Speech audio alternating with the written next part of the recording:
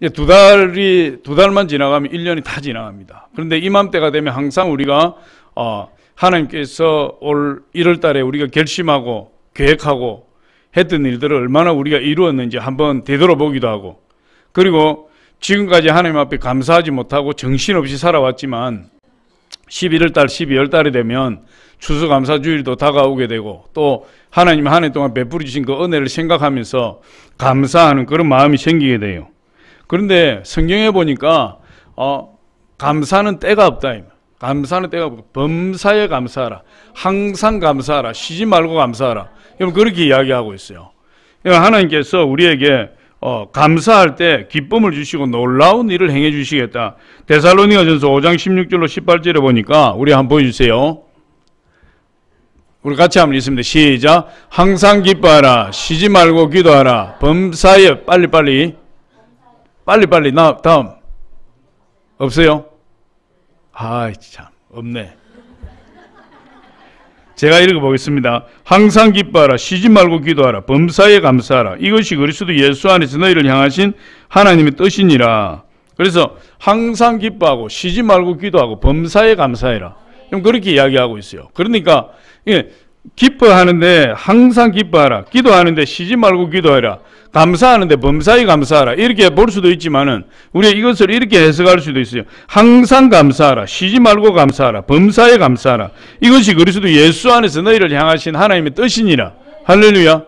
그러니까 우리는 11월 달, 12월 달이 되면은 꼭 감사하는 것이 아니라 항상 감사하고 쉬지 않고 감사하고 범사에 감사하는 그것을 하나님이 기뻐하시고 축복하신다는 거예요. 1948년도 여순 반란 사건이 일어나기 직전에 이 손양원 목사님이 예향원이라는 교회에서 섬기고 있었어요. 그런데 그때 손양원 목사님이 두 아들 동인과 동신이 공산당의 총에 맞아 순교했어요. 지서 뒷마당에서 애만 소총에 맞아서 그냥 머리가 간통돼서 머리 다 깨져버립니다. 그렇게 해서 두 아들이 비참하게 공산당의 총에 맞아서 죽었어요.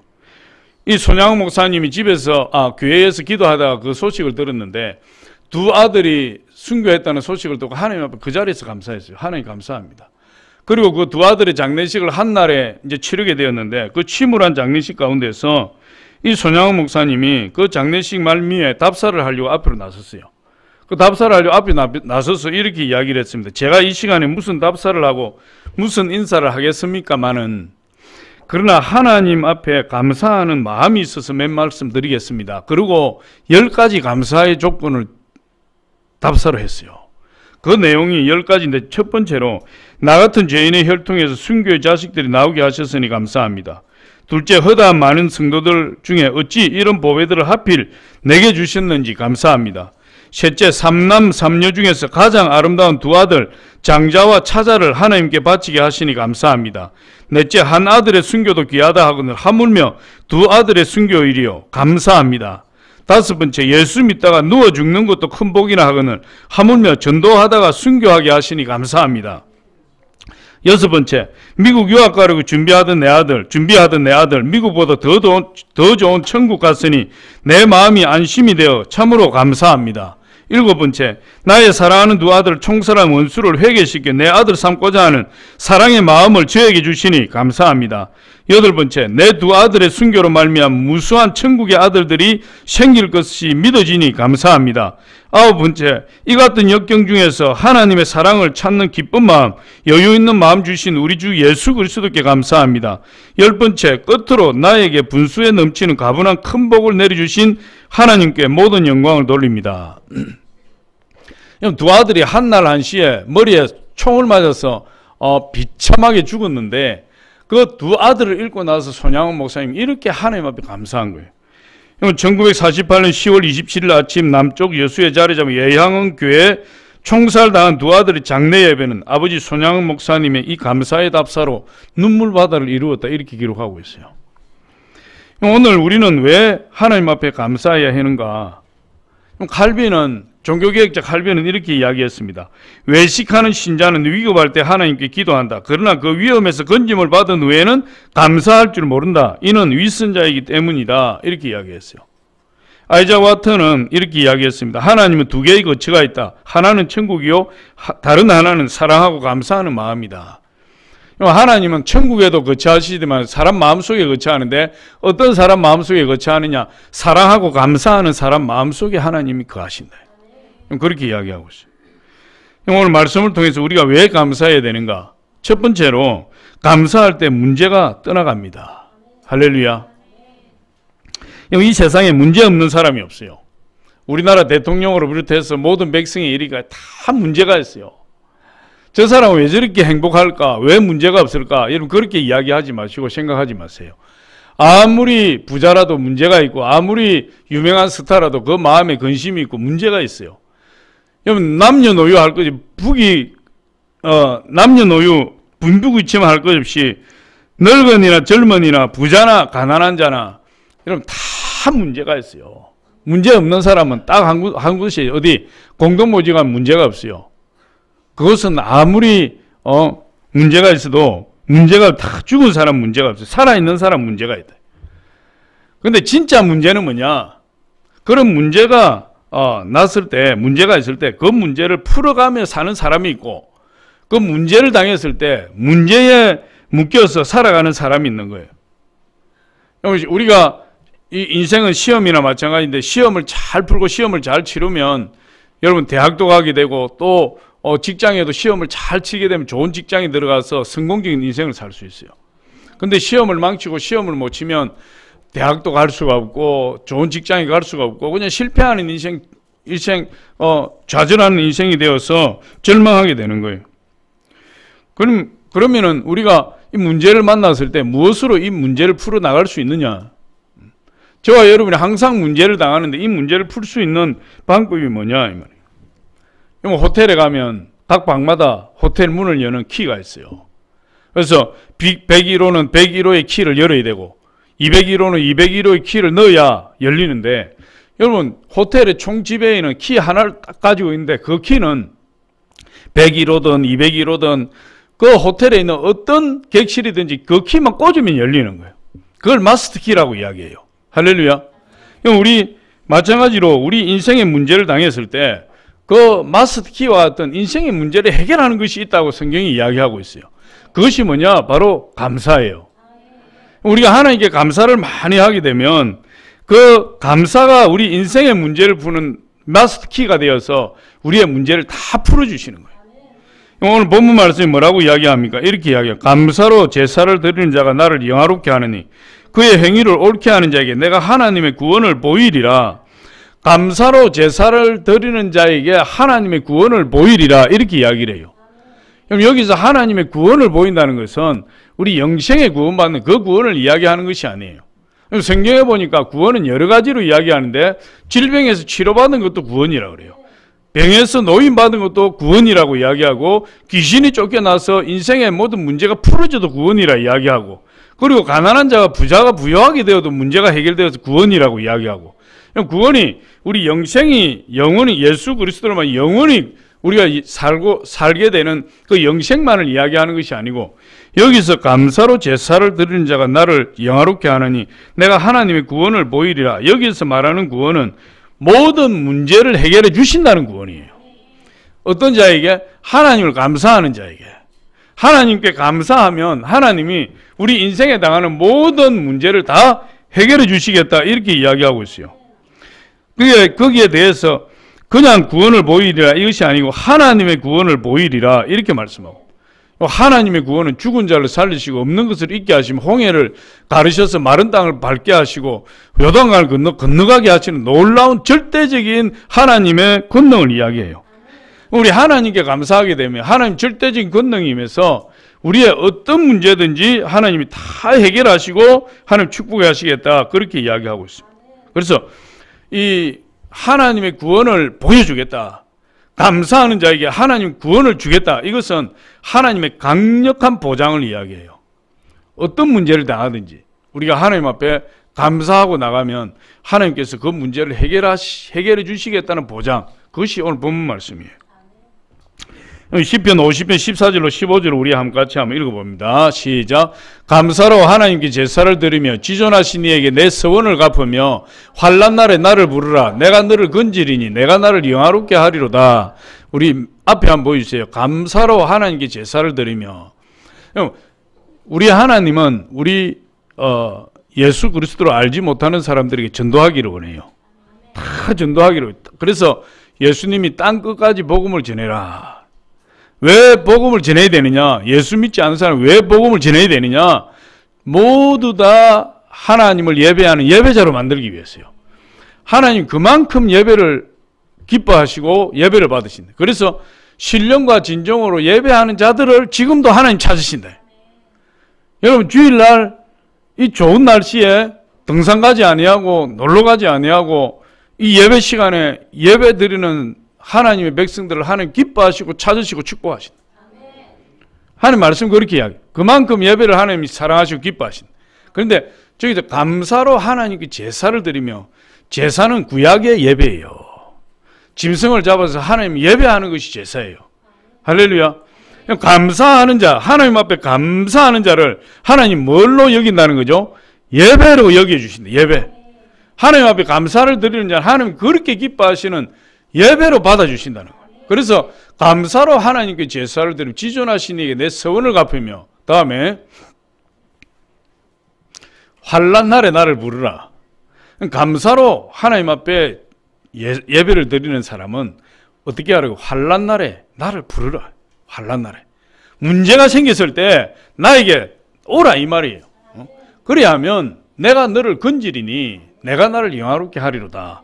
문제 가운데서 감사하는 자를 하나님 건져주시고 하나님 그 사람을 높여서 영광스럽게 해주시겠다는 거예요. 왜? 감사를 드릴 때 하나님이 영광을 받으시기 때문에. 여러분 우리가 자식을 키우는 분들도 있고 아직 결혼 안 해서 자식이 없는 분들도 있지만은 부모가 자식에게 영광 받는 일이 있어요. 그럼 자식이 부모님께 나와서 부모님 감사합니다. 저 같은 자식을 이렇게 잘 입히시고 먹이시고 키워주셔서 이렇게 장성하게 하시니 감사합니다.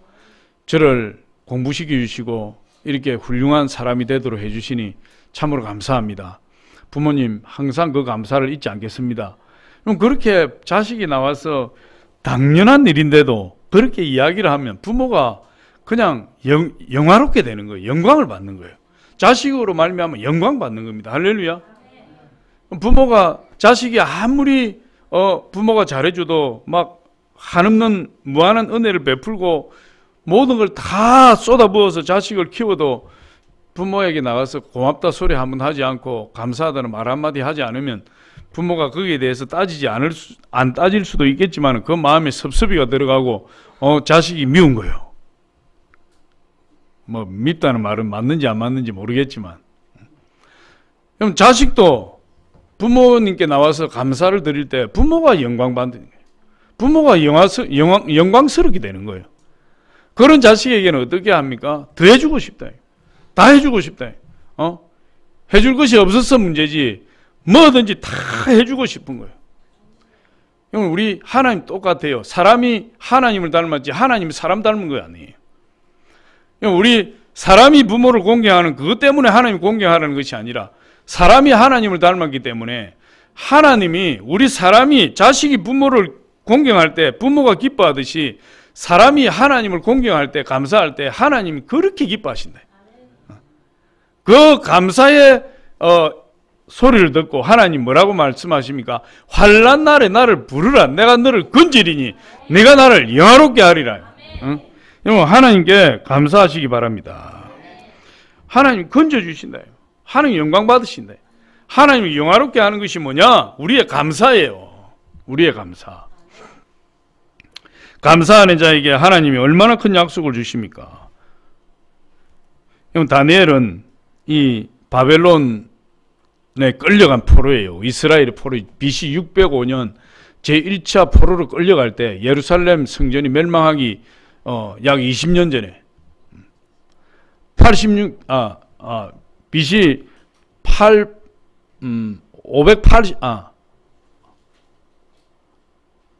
까먹었어요. 586년도 BC 586년도에 예루살렘 성전이 멸망했어요. 그 약 20년 BC 605년에 1차 바벨론 침공이 있을 때에 이 다니엘이 포로를 끌려간 거예요. 포로를 끌려갔는데 다니엘이 그 왕궁에서 바벨론의 그 교육을 받으면서 바벨론 때도 총리를 했고, 또 메대와 바사 시대에도 총리를 했고, 또 이 페르시아가 바사가 메대를 흡수해서 페르시아 시대가 되었을 때도 총리를 했어요. 그러니까 이 다니엘이 엄청난 하나님 축복을 받게 되었는데, 이 메대와 바사 시대에 다리오 왕이 되었을 때 이 다니엘과 세 총리를 전국 127도를 치리하도록 다리오 왕이 세웠는데, 그 세 총리 중에서 최고의 총리로 다니엘을 세운 거예요. 그 다니엘을 세우니까 나머지 두 총리가 다니엘을 시기하고 질투했어요. 그래서 어떻게 하면 이 다니엘을 끌어내릴 수 있을까? 저 이방 사람이 어떻게 우리 바벨론, 전통 있는 바벨론, 메대와 바사, 페르시아 이 나라의 최고의 총리가 되어서 나라를 다스릴 수 있느냐 시기하고 질투했어요. 그래서 다니엘을 어떻게 하든지 모함을 해서 저걸 떨어뜨려야 되겠는데, 가만히 찾아보니까 다니엘의 행실을 흠잡을 길이 없어요. 그런데 다니엘이 항상 하나님께 기도하는 겁니다. 그의 율법이 아니고서는 저를 잡을 수가 없다. 그래서 두 총리가 왕에게 찾아가서 모함을 했는데, 뭐라고 모함을 했는데, 왕이요, 이제 앞으로 30일 동안 왕이나 다른 신에게 기도하거나 절하는 자는 잡아서 사자굴에 집어 던져 넣으십시오. 그래야 왕의 권위가 섭니다. 그래서 다리오 왕이 그 조수의 의인을 딱 찍어서 전국 127도에 공포를 해버렸어요. 근데 다니엘이 첫 번째 총리인데 그 사실을 자기가 너무나 잘 알죠. 그런데 평소처럼 자기가 기도하는 2층 집에서 창문을 활짝 열어놓고 예루살렘을 향해서 하루에 3번 기도했는데, 무슨 기도를 했느냐? 감사의 기도를 드렸다. 감사의 기도. 다니엘 6장 10절 우리 같이 한번 읽어봅니다. 시작. 다니엘이 이 조스의 왕의 도장이 찍힌 것을 알고도 자기 집에 돌아가서는 윗방에 올라가 예루살렘을 향한 창문을 열고 전에 하던 대로 하루 3번씩 무릎을 꿇고 기도하며 그의 하나님께 감사하였더라. 여러분, 다니엘은 들키면, 잡히면 사자굴에, 굶주린 사자가 득실거리는 사자굴에 던져지게 되는데, 성경을 보니까 이 사자들이 얼마나 굶주렸든지 사람이 떨어지면 바닥에 닿기도 전에 뛰어 올라서 갈기갈기 뼈를 어스러뜨립니다. 그 정도로 무서운 사자굴에 던지는 겁니다. 그런데 다니엘이 그 사실을 알고 어떻게 했어요? 창문을 활짝 열고, 그래서 사람들이 잘 보이는 윗방에 올라가서, 나 같으면은, 아니, 다니엘이 좀 골방에 가서 지하실에 가서 모르게 기도하면 될 텐데 왜 저렇게 했을까? 그렇지 않아요. 기도 안 하는 것도 아니고. 근데 다니엘은 어떻게 그렇게 했어요? 어쨌든지. 그래서 다니엘이 두 총리의 모함에 걸려서 왕이 다니엘을 아꼈지만, 그러나 왕의 의인이 찍혔으니까 왕의 권위 때문에 다니엘을 사자굴에 집어 던지라. 사자굴에 집어 던졌는데 하나님이 성령께서 사자들의 입을 다 막아버렸다. 다 막아버려서 다니엘이 그날 하룻밤을 지나는데도 사자들이 다니엘 근처로 오지 못하는 거예요. 여러분, 아버지께로서 나신 자가 저를 지키시면 악한 자가 저를 만지지도 못하느니라. 우리 하나님이 성령의 불담으로 지켜주시면 아무리 악한 우는 사자가 덤벼도 만질 수가 없어요. 건드릴 수가 없는 거예요. 그 새벽에 아침같이 새벽같이 일어나서 왕이 다니엘을 아끼는데 사자굴에 들어가서 다니엘아 네가 살아있느냐 하니까 다니엘이 살아있어요. 다니엘을 끌어올리고, 다니엘을 끌어올리고 두 모함했던 총리를 집어, 총리와 그의 가족들을 사자굴에 집어 던지는데, 그의 가족들이 그 사자굴의 땅에 닿기도 전에 사자들이 뛰어올라서 그들을 갈갈이 찢고 뼈까지 어스러버렸다. 성경이 그렇게 기록해요. 다니엘 6장 24절에 보니까. 그런데 하나님께서 그 다니엘을 건져주신 것뿐만 아니라 하나님 앞에 그 위기 가운데, 위험 가운데, 문제 가운데 하나님 앞에 감사의 기도를 드렸더니 하나님께서 사자굴에서 건져주실 뿐만 아니라 다니엘을 더 높여서 더 위대한 인물로 쓰임받게 해주셨다. 다니엘 6장 28절 우리 한번 보겠습니다. 시작. 이 다니엘이 다리오 왕의 시대와 바사 사람 고레스 왕의 시대에 형통하였더라. 바벨론, 그리고 메데 바사, 그리고 바사, 이 세 시대에 걸쳐서 최고의 총리로 쓰임받은 사람이 이 다니엘이에요. 요나가 물고기 뱃속에서 3일 동안 고통을 당했는데, 그 물고기 뱃속에서 그 엄청난 고통 가운데서 하나님께 감사의 기도를 드렸다 했어요. 하나님 감사의 기도. 요나가 하나님 앞에 그 물고기 뱃속에서 얼마나 답답합니까? 산소도 부족하고 그 큰 물고기가 이상한 거 하나 먹었더니 소화가 안 돼서 위산을 그냥 강력한 위산을 막 쫙쫙 뿜어내는데 얼굴이 따갑고 피부가 막 녹아내리는 거예요, 여러분.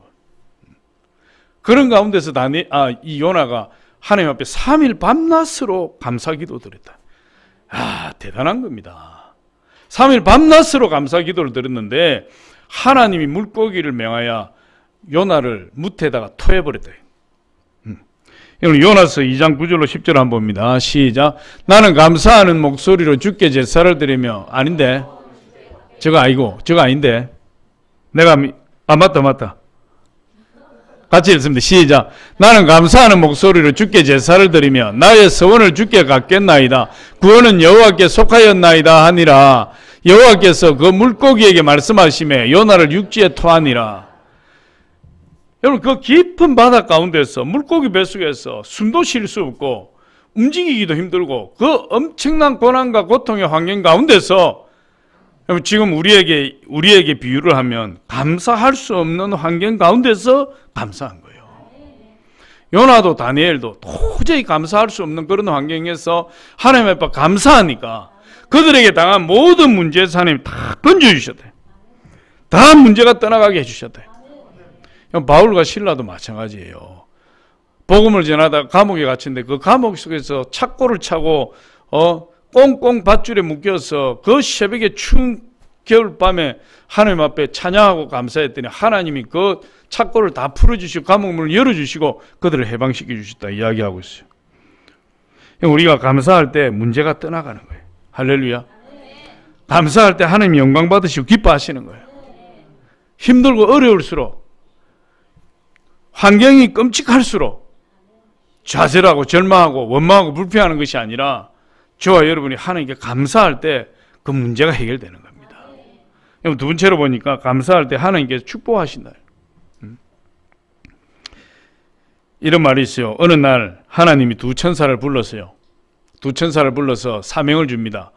너희들은 저 세상에 내려가서 한 사람은 일반 기도 제목을 받아오고 나머지 한 천사는 감사 기도 제목을 받아와라. 그래 보냈어요. 그래서 두 천사가 그 하나님의 그 큰 바구니를 받아서 이 세상에 와서 이제 기도의 제목을 받는데 일반 기도의 제목을 받는 천사는 막 순식간에 반나절도 안 돼서 그냥 그 바구니가 가득 찼어요. 그래서 그 일반 기도 제목을 받은 천사는 그 기도 제목을 가지고 하나님께로 올라가 버렸어요. 그런데 감사 기도 제목을 받는 천사는 온 세상을 다녀도 감사 기도를 받을 수가 없어요. 그 정도로 감사 기도를 드리는 사람이 드문 거예요. 그래서 하루 지나고 이틀 지나고 일주일이 지나도 다 채우지 못해.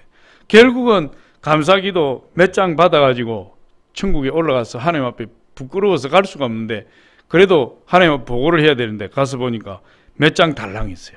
그 몇 장도 보니까 이게 잘못 보낸 기도야. 일반 기도 편지인데 그것을 일반 기도 받으러 왔던 천사가 빨리 가버리네. 거기 주지 못해가지고 감사 기도 바구니에 던진 거를 그냥 가져온 거예요. 그래서 하나님이 그걸 보시고 그냥 이 천국 보물 창고를 그냥 닫으시려고 했다. 일반 기도의 제목을 올린 사람은 그 기도대로 다 응답해 주시겠고 감사의 기도를 올린 사람에게는 하늘의 보물 창고를 열어서 하나님 보물 창고를 열어서 그 사람에게 보물을 채워주시겠다 약속하셨는데 이제 그 감사의 기도가 없으니까 하나님이 안타까운 마음으로 보물 창고를 닫으시려고 하는데 이 천사가 하나님 잠깐만요 여기에 진짜 감사 기도가 있습니다 하고 감사 기도 한 장을 갖다 드리니까 하나님 그걸 보시고 참으로 신기하도다 그러시면서 닫으시려고 하던 보물창고의 문을 여시고 이 사람에게 하나님 천국 창고에 있는 보물을 다 내려주어라. 그래서 그 천사가 그냥 그 창고에 있는 어마어마한 보물을 감사기도 드린 자에게 다 줘버렸다는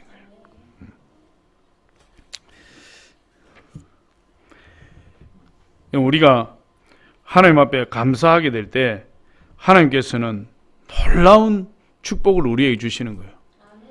여러분 이 오늘날 백화점을 창시하고 YMCA 운동을 했던 존 워나메이커라는 사람이 있어요. 이건 미국 정부의 장관까지 지낸 사람인데 이분이 나중에 100만 불, 그 당시에 100만 불의 큰 돈을 들여서 교회를 지어서 하나님께 헌당했어요.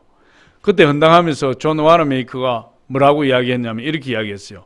하나님, 제가 어렸을 때에 100돌 한 장을 하나님께 드리면서 감사했더니 하나님께서 100만 불을 들여서 큰 교회를 지어서 드릴 수 있는 그런 축복을 주셨네요. 이번엔 존 와너메이커는 어릴 때 그가 다니던 교회가 비만 오면은 앞에 진흙탕이 되어서 이 존 와너메이커가 집이 가난해서 어릴 때부터 벽돌을 찍어서 이렇게 근근히 생활을 했던 사람인데 그 비만 오면 진흙탕이 되어서 사람들이 다닐 수 없는데 이 존 와너메이커가 자기 벽돌을 찍어서 월급 대신에 벽돌을 받아서 그 앞에 벽돌을 한 장씩 나와서 성도들이 진흙탕 길을 밟지 않고 벽돌을 밟고 교회에 갈 수 있도록 그 길을 만들어줬던 사람이에요. 하나님 그걸 보시고 이 존 와너메이커가 크게 축복하셨는데 이 요새 현대식 백화점 의 창시자가 돼서 백화점 왕으로서 하나님이 크게 쓰임받고 미국 최신부 장관으로 하나님 앞에 쓰임받는 그런 위대한 인물이 되었던 사람이에요. YMCA를 창설해서 우리나라에도 저 종로에 가면 YMCA 건물도 이 존 와너메이커가 기부해서 세워진 건물이에요. 솔로몬이 하나님 앞에 일천 번제를 드리면서 지혜를 달라고 간절히 기도했어요. 하나님, 제가 왕이 되었으니 제가 부족한데 하나님 백성들을 잘 선악간에 분별할 수 있도록 재판할 수 있도록 하나님 저에게 지혜를 주십시오. 이렇게 지혜를 구해야 돼요. 지혜를 구했는데 하나님이 이 솔로몬에게 지혜만 주신 것이 아니야 부귀와 영광과 나중에 보니까 장수도 주셨대. 그래서 하나님이 구하지 아니한 그 부귀와 영광을 주셨는데 우리 열왕기상 3장 13절에 보니까 그렇게 이야기해요. 한번 같이 한번 읽어볼까요? 시작. 내가 구하지 아니한 부귀와 영광도 내게 주노니 내 평생에 왕들 중에 너와 같은 자가 없을 것이니라. 솔로몬이 어떻게 지혜만 구했는데 구하지 아니한 부귀와 영광과 장수까지도 받는 한 가지를 구했더니 세 가지 축복을 주시는 그런 역사가 어떻게 일어나게 되었느냐. 한 가지를 구했더니 네 가지 축복을 주신 거죠. 구했던 지혜도 받고 구하지 않았던 부귀도 받고 영광도 받고 장수도 받았어. 한 가지 기도했더니 네 가지를 하나님 축복하셨다. 어떻게 하나님이 그런 축복을 이 솔로몬에게 줄 수가 있었느냐. 솔로몬의 기도 제목을 가만히 읽어보니까 그것에 문자적으로 나타나지 않지만 그 기도 안에 구구절절히 감사하는 마음이 넘치고 있는 거예요. 솔로몬의 기도 제목. 솔로몬이 하나님 앞에 나와서 기도할 때 먼저 무엇을 감사했느냐, 무슨 감사 기도를 드렸느냐 보니까 솔로몬이 먼저 하나님께서 자기 아버지 목동으로서 그 7형제, 8형제 중에서 그 아버지, 할아버지 인정도 못 받고 들로산으로 목동으로 쫓겨다니는 그 아버지 다윗을 왕으로 선택해서 기름 부어서 이스라엘 왕이 되게 해주신 것을 감사해요. 이 솔로몬이. 그럼 자기가 그냥 왕이 됐으면 그것만 감사하면 될 텐데 자기 아버지가 왕이 된 거에 대해서 감사를 하더라니까. 열왕기하 3장 6절 상반절을 한번 보면 우리 같이 한번 보겠습니다. 시작. 솔로몬이 이르되 주의 종 내 아버지 다윗이 성실과 공의와 정직한 마음으로 주와 함께 주 앞에서 행함으로 주께서 그에게 큰 은혜를 베푸셨고. 여기까지. 그러니까 솔로몬이 누구 때문에 감사하는 거죠? 아버지 다윗에게 은혜를 베푸신 하나님께 감사한다니까. 근데 다윗에게 은혜를 베푸신 것은 뭐죠? 하나님이 다윗을 왕으로 기름 부어 세우셔서 그 많은 형제들 가운데서 인정받지도 못하던 자기 아버지가 왕이 되게 하신 것에 대해서 솔로몬이 먼저 감사하는 거예요. 먼저 감사해요. 두 번째 감사는 뭐냐? 자기도 마찬가지로 자기 많은 형제들이 있고 기라성 같은 자기 형들이 있는데 그 가운데서 서자로 태어난 자신을 왕으로 선택해 주시고 하나님께 감사하는 거예요. 열왕기상 3장 6절 하반절에 우리 같이 한번 읽어봅니다. 시작. 주께서 또 그를 위하여 이 큰 은혜를 항상 주사 오늘과 같이 그의 자리에 앉을 아들을 그에게 주셨나이다. 그의 자리 다윗의 왕위를 이어받을 아들이 누굽니까? 자기 솔로몬이에요. 자기 자신이에요. 그러니까 하나님 우리 아버지 다윗을 왕으로 삼아주신 것 감사합니다. 하나님 그것뿐만 아니라 이 부족한 저를 또 하나님 아버지를 대를 이어서 왕이 되게 해주신 것을 하나님 감사합니다. 그 감사의 기도를 드리는 거예요. 하나님이 그 솔로몬의 그 감사의 기도를 들으시고 하나님이 솔로몬에게 축복하시는데 성경에 보니까 내가 내게 무엇을 줄꼬? 이게 이 표현 자체가 기가 막혀. 마치 인자한 아버지가, 인자한 할아버지가 그 아들 손자에게 모든 걸 다 주고 싶어서 내가 내게 무엇을 줄꼬? 너는 구하라. 이렇게 말씀해요. 왜? 그 마음을 담아서 진정한 마음으로 하나님께 감사하니까 하나님 감동을 받으셔서 내가 내게 무엇을 하여 줄꼬? 너는 내게 구하여라. 이렇게 하는 거예요. 우리 사람이 하나님 닮았어요. 할렐루야. 우리 사람이 느끼는 감정을 우리 하나님이 완전하게 느끼는 분이에요. 우리 인간이 감사를 느끼면 하나님이 그 감사를 더 크게 느끼신다. 그랬더니 이 솔로몬이 뭘 구합니까? 지혜를 구했다 말이에요. 하나님 지혜를 주옵소서. 알았다. 하나님 지혜 주시고 구하지 아니한 부귀도 주시고 영광도 주시고 나중에 장수도 주셨다. 장수도. 하나님 얼마나 축복하니? 우리 열왕기상 3장 12절로 14절 우리 같이 한번 읽어봅니다. 시작. 내가 내 말대로 하여 내게 지혜롭고 총명한 마음을 주노니 내 앞에도 너와 같은 자가 없었거니와 내 뒤에도 너와 같은 자가 일어남이 없으리라. 내가 또 내게 구하지 아니한 부귀와 영광도 내게 주노니 내 평생에 왕들 중에 너와 같은 자가 없을 것이라. 내가 만일 내 아버지 다윗이 행함같이 내 길로 행하며 내 법도와 명령을 지키면 내가 또 내 날을 길게 하리라. 하나님이 솔로몬이 감사의 기도를 드리고 지혜를 달라고 기도했더니 지혜도 주시고 부귀도 주시고 영광도 주시고 장수도 주시고. 이 솔로몬의 감사가 또 어디에 나타나느냐? 일천번제에 나타나고. 일천번제. 솔로몬이 지혜를 구하기 전에 하나님 앞에 일천번제를 드렸다. 일천번제. 여러분, 번제는 한 번 드릴 때 송아지 한 마리 드리는 거예요. 좀 가난한 사람은 양 한 마리, 더 가난한 사람은 아예 가진 게 없는 사람은 비둘기. 그런데 왕이 드릴 때는 송아지 소를 드려요. 소를. 제사장도 소를 드리고 왕도 소를 드리고 군장들도 소를 드리는 겁니다. 소를 1,000마리를 드린 거예요. 그런데 번제를 드릴 때 어떻게 드리느냐?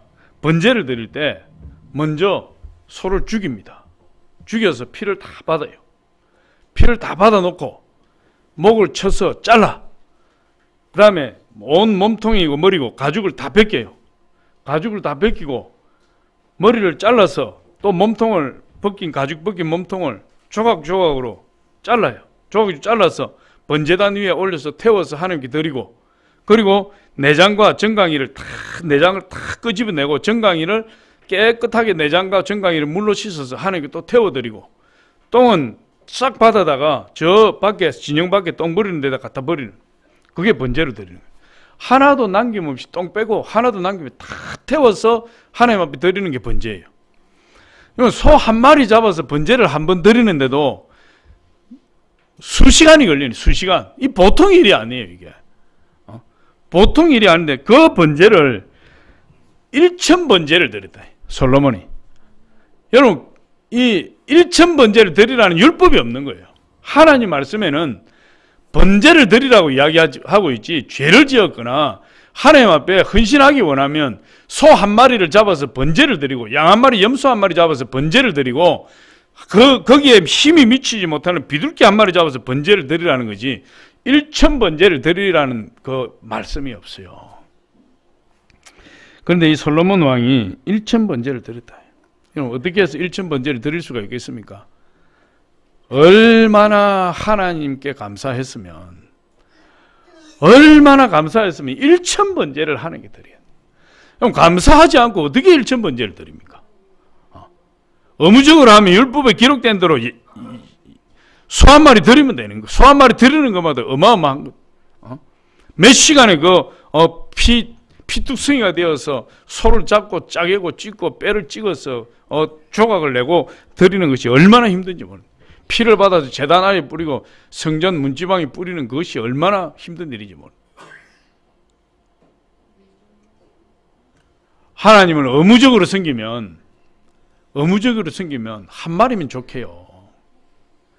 근데 솔로몬이 하나님을 사랑하고 그 하나님 베풀이 주신 은혜가 얼마나 감사했든지 그렇게 한 마리를 그렇게 복잡하게 그 절차가 까다로운 그 번제를 1000번제를 드렸다. 그랬더니 하나님께서 솔로몬을 축복하셨다. 솔로몬 40년 제외 기간 동안에 태평성대를 이루게 하시고 원수가 준동하지 못하도록 하나님이 사방의 원수들을 억압해 버리시고 솔로몬이 장수하고 세상에 솔로몬같이 지혜를 가진 자가 없어서 솔로몬이 만물 박사가 됐어요. 시편을 어마어마하게 되고 잠언을 엄청나게 몇천 편을 짓고 식물과 동물의 박사가 되어서 솔로몬의 지혜를 미치는 자가 없고 솔로몬 시대처럼 태평성대한 때가 없었고 솔로몬의 부요가 끊이지 않았다. 솔로몬이 그렇게 고백해요. 열왕기상 5장 3절로 4절 우리 같이 한번 보겠습니다. 시작. 당신도 알거니와 내 아버지 다윗이 사방의 전쟁으로 말미암아 그의 하나님 여호와의 이름을 위하여 성전을 건축하지 못하고 여호와께서 그의 원수를 그의 발바닥 밑에 두시기를 기다렸나이다. 이제 내 하나님 여호와께서 내게 사방에 태평을 주시매 원수도 없고 재앙도 없도다. 솔로몬 40년 태평 시대가 이루어지고 솔로몬 시대에 원수도 없고 재앙도 없고 하나님 완벽하게 솔로몬을 축복해 버렸어요. 그게 어떻게 해서 그렇게 되었느냐? 1000번제를 드리는 감사예요. 그건 감사하는 마음이 없이는 안 되는 거예요. 뭐 의무적으로 섬기는 것은 그게 안 되는 거예요. 그런데 솔로몬은 감사하는 사람이었어요. 하나님 감사하는 자를 응답하시고 축복하신다. 이 황금의 해라고 불리는 크리소스톰 이 교부가 있었는데 이분이 이런 말을 했어요. 감사하는 사람은 축복의 열쇠를 진 사람이라. 축복의 열쇠는 누가 지고 있느냐? 감사하는 사람이 지고 있다. 매튜 헨리 목사님은 이렇게 말했어요. 감사는 산수의 더하기와 같아서 모든 것에 감사하면 거기에 하나님 축복이 더해지고 어떤 일에든지 감사하게 되면 그 인생이 플러스 인생이 된다. 여러분 우리가 플러스 인생이 돼야죠. 거기에 비해 원망하고 불평하는 사람은 마이너스 인생이 되는 거예요. 하는 일마다 문제가 생기고 문제가 더 꼬이게 되고 원망과 불평으로 말미암아 가지고 있던 것까지 빼앗기게 되고 복을 잃어버리게 되어서 항상 그 인생이 실패자가 돼요. 원망하고 불평하는 사람은. 그러므로 저와 여러분이 하나님 앞에 찬양하고 늘 감사하며 우리 하나님 앞에 나아갈 때 점점 풍성한 사람이 되고 하나님의 축복이 넘치는 그런 사람이 되고 결국 우리 하나님 기쁨, 하나님 감사로 말미암아 우리에게 행복이 넘치게 되는 거예요. 독일에 이 마르틴 바덴이라는 가난한 젊은이가 정치가의 꿈을 품고 청운의 꿈을 품고 정치계에 뛰어들었는데 그 정치판이 얼마나 거세든지 그 집권 세력에게 밀려서 정치판에서 힘을 쓰지 못하고 가지고 있던 돈 다 잃어버리고 아주 가난하고 빈털터리가 되어버렸어요. 이분이 하루는 시골을 여행하다가 싸구려 여관에 들어가서 하룻밤을 묵게 되었는데 아침에 일어나 보니까 신발이 도둑 맞아버렸어. 그 신발을 도둑 맞았는데 너무 화가 뻗쳐서 견딜 수가 없는 겁니다. 하나님 앞에 하나님, 저처럼 가난한 사람이 신발까지도 잃어버리게 되면 하나님 졸지도 아니하고 주무시지도 아니하시는 하나님께서 제 신발 하나 지켜주지 못합니까? 아니 자기가 신발 제대로 간수하지 못해놓고 하나님 앞에 삿대질라고. 그래야 막 분이 가라앉지 않아서 막 길길이 뛰네 그 아침에. 그런데 그날 아침 주일날 아침이에요.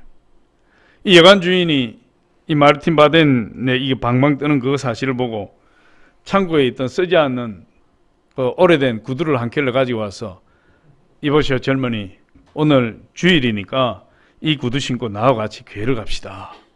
그러니까 이 마르틴 바덴이 그 구두를 신어보고 안 맞으니까 그냥 공중에 휙 날리면서 맞지도 않은 신발을 신고 어떻게 교회를 간단 말입니까? 막 투정을 부렸는데 그 주인이 이 마르틴 바덴을 진정시키고 설득을 해서 교회를 갔어요.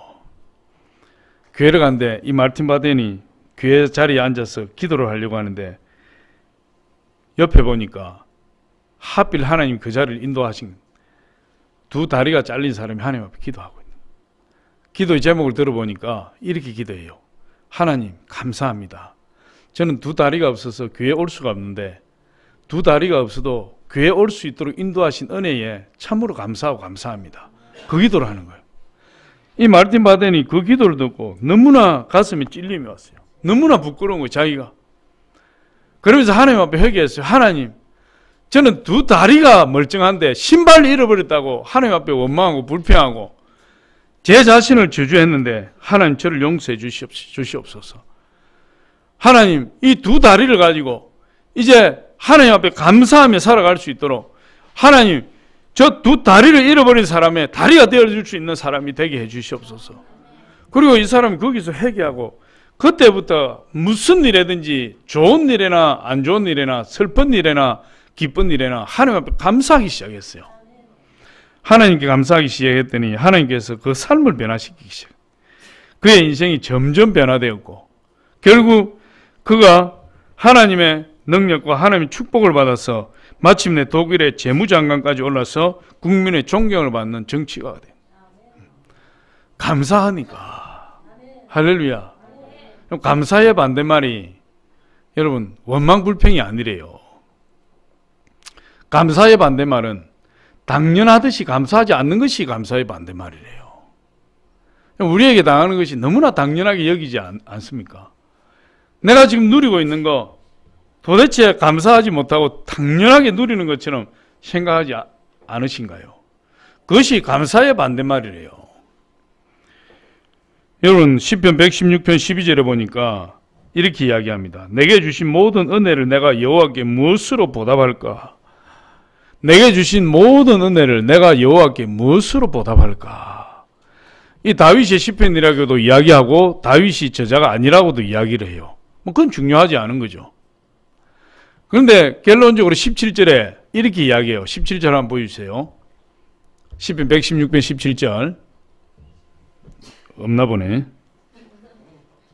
시편 116편 17절에 이렇게 합니다. 내가 주께 감사제를 드리고 여호와의 이름을 부르리이다. 감사의 제사를 드리겠다는 거예요. 내게 주신 모든 은혜를 내가 여호와께 무엇으로 보답할까? 내가 감사의 제사를 하나님께 드리고 하나님의 이름을 부르겠다. 하나님을 영화롭게 하겠다는 뜻이에요. 할렐루야. 우리가 이 시편 기자의 고백처럼 우리에게도 이런 감사의 마음이 있어야 될 줄 믿습니다. 우리 하나님은 외모를 보시지 아니하고 중심을 보신다. 저와 여러분 마음에 무엇이 있는지를 보시고 그 감사의 마음을 우리 하나님 발견하시면 거기에 축복하신다는 거예요. 1년 동안 하나님 베풀어 주신 은혜가 얼마나 큽니까? 나를 건강하게 하시고 나를 물질로 축복하셔서 먹고 사는데 부족함이 없게 하시고 부족한 가운데서도 넉넉하게 쓰게 하시고 부족한 가운데서도 맛있는 거 맛집을 다니게 하시고 할렐루야. 그 하나님께 감사해야 돼요. 그런데 감사의 제사를 드릴 때 우리 입술로만 감사하는 것이 아니라 하나님 베풀으신 은혜에 감사해서 물질로 하나님 감사하는 거, 그걸 하나님이 기뻐하십니다. 그래서 저와 여러분이 항상 감사하고 쉬지 말고 감사하고 범사에 감사하는 그런 감사의 하나님의 축복의 자녀들이 다 되시기를 예수 이름으로 축원드립니다.